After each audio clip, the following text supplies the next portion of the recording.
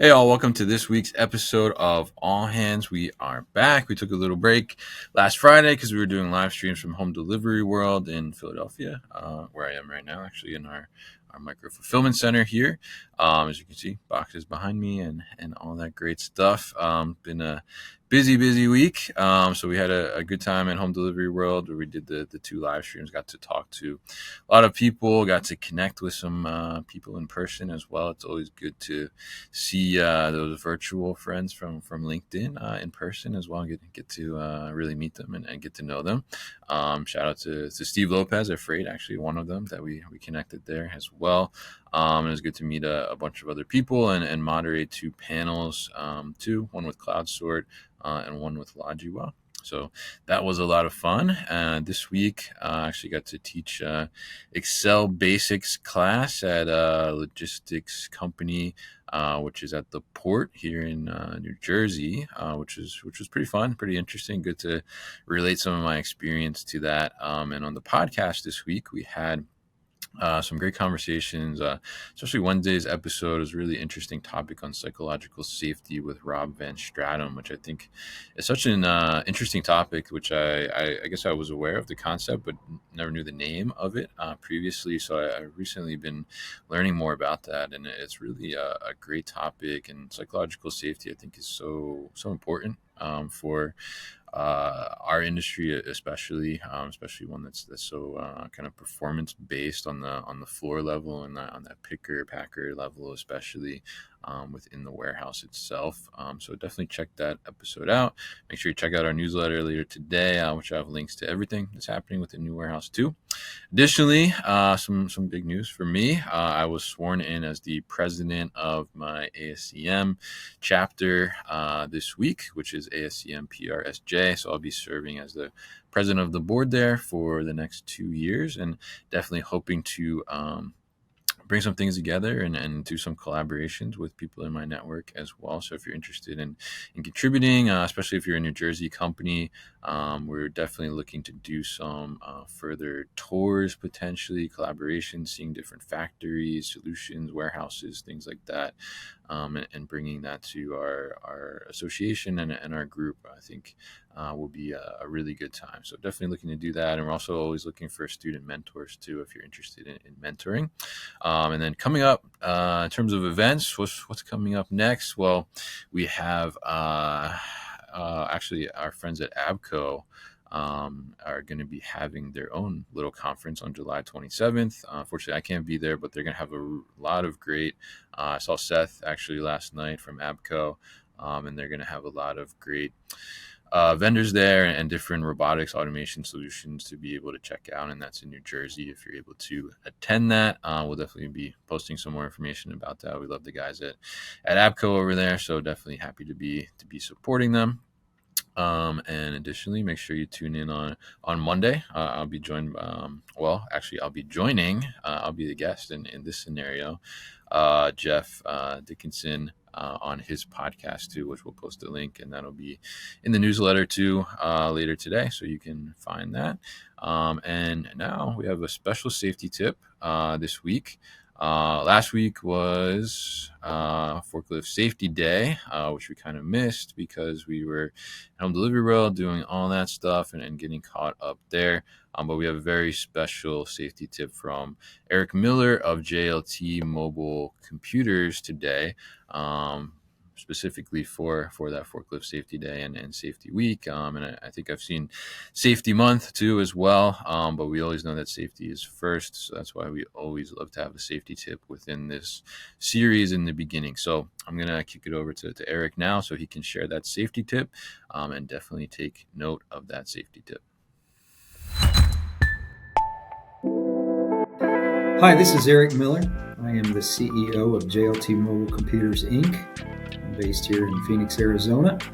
And with the Forklift Safety Month, we wanted to take the opportunity to just thank all of the warehouse operations and forklift drivers and all the hard work that you do to keep our businesses moving forward. And as for safety tips, a couple back to the basic safety tips, which would be when you get on the forklift, before you start it up, make sure that all of your wiring, your electrical systems, your battery, or your fuel is full and you're ready to go. And then when you do get into the lift, just know that warehouses with the high level of volume and transactions these days are as busy as an interstate during rush hour. And so we want to make sure that you have clear visibility, that you minimize your distractions. You're not fooling around with, let's say, the computers or scanners hanging off your forklift when you're driving, that you pay attention to those around you, that you make it to the end of your shift without any incidents, and you've done a successful day's work. So as a reminder, just remember that with your computer on the lift, with your scanner or your phone, make sure that those are managed properly and you're not fooling around with those when you're driving. That's very important. We want you to get home safely. Obviously, there's technology today to manage, forklift location, manage the technology and the computers on the lifts, which you should check out at jltmobile.com. As we've been partnering with warehouses and operations and forklift workers for the last 30 years. So we appreciate what you do, and we try to bring the best technology we can to you so you can perform your job at a high level and that you can stay safe. So thank you very much for all you do. All right, so great safety tip from Eric. Really appreciate him sharing that, and appreciate JLT Mobile Computers. Definitely check them out if you're looking for mobile computing solutions. They're also having some safety things as well that they're putting together to go along with those mobile computing solutions. So stay tuned for that. And we're always happy to talk to Eric as well. He's been on the podcast previously, on the live streams too, from ProMat. So you can check out those episodes as well if you want more information about JLT Mobile Computing. So we're going to have, for our main segment today, we're going to have a look at Brightpick and their solution, as I talked to James Cox there back at ProMat, and we recently had Mary Glenn last week as well in the live stream. So shout out to Mary and shout out to the Brightpick team. But really, really interesting solution from Brightpick. So I hope you enjoy this little demo video that we got at ProMat. So that's it for me. We'll check out the demo here, and I hope you guys have a good weekend, and we will talk and see you next week as well.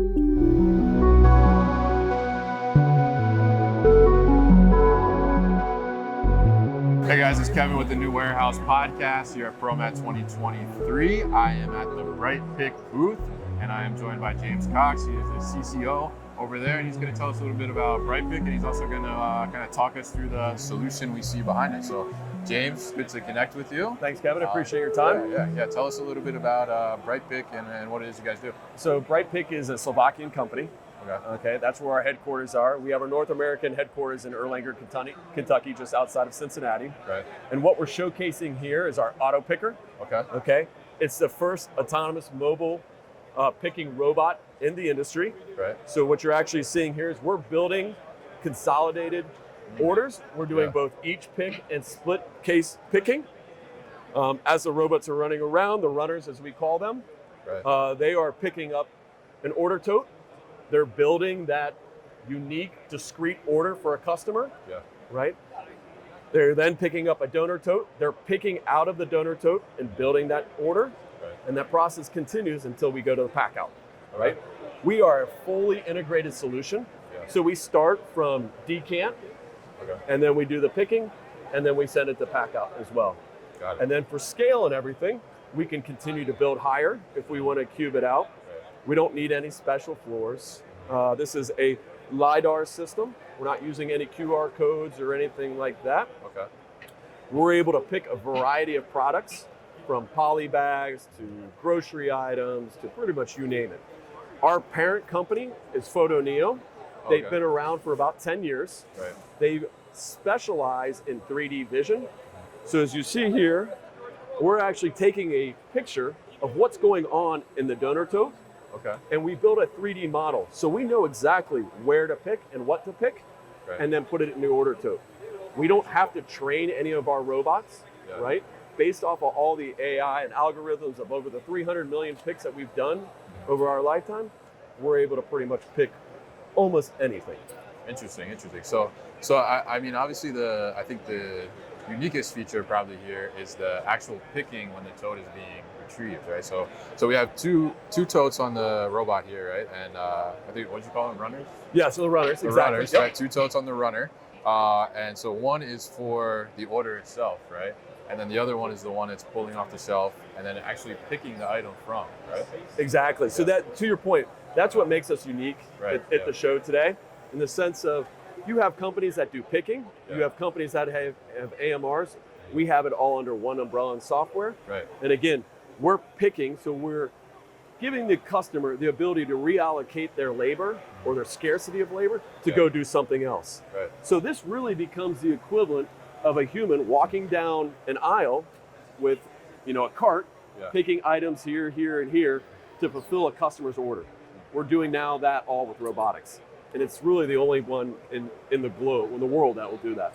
Yeah, it's very interesting because I mean, it's it's similar to some type of ASRS situation, right? But it's actually doing that picking piece where you would see in an ASRS the tote would come out to an actual picking station, and then you still have to have that manual or another robotic arm to do it. So you're doing it all in one spot. So talk to us a little bit about kind of the applications this was built for, and maybe the micro fulfillment application as well, and why that Brightpick decided to go this route and do the picking actually at the runner.